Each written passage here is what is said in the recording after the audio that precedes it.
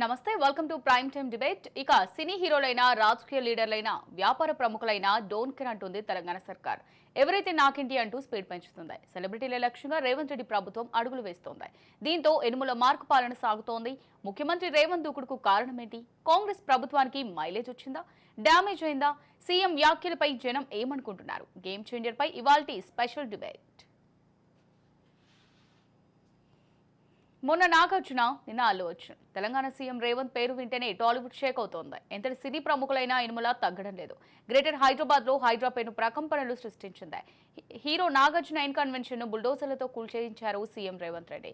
మూసి ప్రక్షాళన కోసం చెరువుల ఆక్రమణ నుంచి విముక్తి కల్పించే దిశగా అడుగులు వేశారు.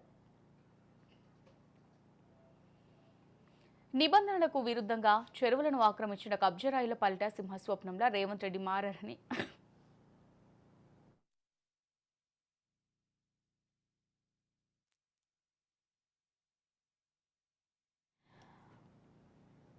చెరువులను ఆక్రమించిన కబ్జరాయిల పాలిట సింహ స్వప్నంలో రేవంత్ రెడ్డి మారారని ఆయన అభిమానులు చెబుతున్నారు. కానీ హైడ్రాపై ప్రజల్లో భిన్నాభిప్రాయాలు వ్యక్తమయ్యాయి. పెద్దలను వదిలిపెట్టి పేదల ఇళ్లను కూల్చేశారంటూ భాగ్యనగర వాసులు ఆరోపణలు సంధించారు. అన్ని పర్మిషన్లు ఇచ్చిన అధికారులపై చర్యలు ఎందుకు తీసుకోలేదని ప్రశ్నించారు. అయినప్పటికీ టీజీ సర్కార్ తగ్గలేదు. పోలీస్ ఆఫీసర్ రంగనాథ్ నేతృత్వంలో స్పెషల్ టీంను ఏర్పాటు చేసి దూకుడు పెంచింది.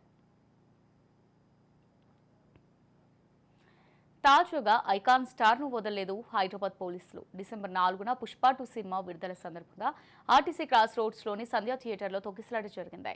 ఓ మహిళ మృతి చెందగా ఆమె కుమారుడి పరిస్థితి విషమంగా ఉంది.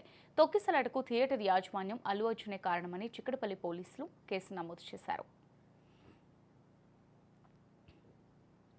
అల్లు అర్జున్ అరెస్టు తీరుపై ఆగ్రహ జ్వాలలు వ్యక్తమయ్యాయి. రాజకీయ కుట్ర కోణముందని అల్లు అర్జున్ ఫ్యాన్స్ ఆరోపించారు. పోలీసులకు సమాచారం ఇచ్చామని పుష్ప టీం చెబుతోంది. దీంతో అధికారుల తీరుపై అనుమానాలు బలపడుతున్నాయి. బన్నీ అరెస్టు వ్యవహారంలో ఆఫీసర్ల నిర్లక్ష్యం స్పష్టంగా కనిపిస్తోంది. తెలంగాణలో రాజకీయాలు హీటెక్కాయి. చట్టం ఎవరికి చుట్టం కాదంటున్నారు సీఎం రేవంత్ రెడ్డి. తగ్గేదేలే అంటూ పోలీసులకు ఫ్రీ హ్యాండ్ ఇస్తున్నారు. కేటుగాల భరతం పట్టేందుకు ఇప్పటికే తనదైన స్టైల్లో ముందుకెళ్తున్నారు. మరోవైపు కాంగ్రెస్ ప్రభుత్వ తీరుపై విపక్షాలు మండిపడుతున్నాయి. కక్ష సాధింపు వైఖరితోనే పోలీసులను ప్రయోగిస్తున్నారని ఆగ్రహం వ్యక్తం చేస్తున్నారు లీడర్లు. అల్లు అర్జున్ అరెస్టుపై BRS MLA Kaushik Reddy hot comments చేశారు.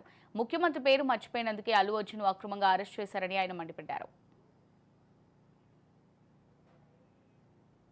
బెయిల్ ఇచ్చినప్పటికీ కోర్టు బెయిల్ పేపర్స్ అనేది కూడా టైంకి చెంచల్ కూడా జైలు సూపరింటెండెంట్కి పంపించినా ఇలా తనని రిలీజ్ చేయకుండా రాత్రి అంతా కూడా ఇవాళ జైల్లో ఎందుకు పెట్టిందని నేను అడుగుతా ఉన్నాను.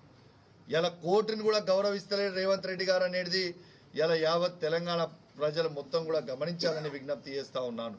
కేవలం రేవంత్ రెడ్డి గారి పేరు తను మాట్లాడేటప్పుడు మర్చిపోయినా మళ్ళా తను దానికి సారీ చెప్పి మళ్ళీ మాట్లాడినా కేవలం తన పేరు మర్చిపోయినందుకే కక్ష తీర్చుకొని తనని జైల్లో పెడతా ఉన్నారు. ఇలా కౌశిక్ రెడ్డి గారిని మొన్న అరెస్ట్ చేసే ప్రయత్నం చేసిరు, నన్ను నిన్న అల్లు అర్జున్ గారిని అరెస్ట్ చేసే ప్రయత్నం చేస్తూ ఉన్నారు. నిన్న కథనాలు చూసినా ఏదో రేపు పేపర్లలో రాసిరు కేటీఆర్ గారిని రేపు ఎల్లుండి అరెస్ట్ చేస్తామని. నేను చెప్తా ఉన్నాను, మీరు ఎవరైనా మీరు రేవంత్ రెడ్డి గారు కేటీఆర్ గారిని ముట్టుకుంటే ఈ తెలంగాణ రాష్ట్రం మొత్తం కూడా అగ్ని గుండెం కాబోతా ఉందని చెప్పి నేను హెచ్చరిస్తా ఉన్నాను. అల్లు అర్జున్ అరెస్టుపై తెలంగాణ మంత్రి సీతక్క స్పందించారు. ప్రభుత్వానికి ఎలాంటి కక్ష లేదన్నారు. చట్టం తన పని తాను చేసుకుంటూ పోతుందని తెలిపారు సీతక్క.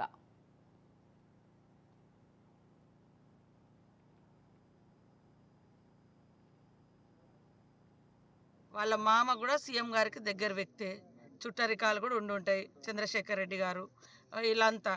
కానీ అది చట్టపరంగా మరి ఒక మహిళ బహిరంగంగా అంత తొక్కిసలాట్లో జరిగింది కాబట్టి చట్టానికి లోబడే జరిగింది. చట్టం ఎవరి చుట్టం కాదు. రేపు ఎవరైనా కూడా చట్టం ఆ రకంగానే ఉంటుంది. అందులో ఎవరూ జోక్యం చేసుకోలేదు.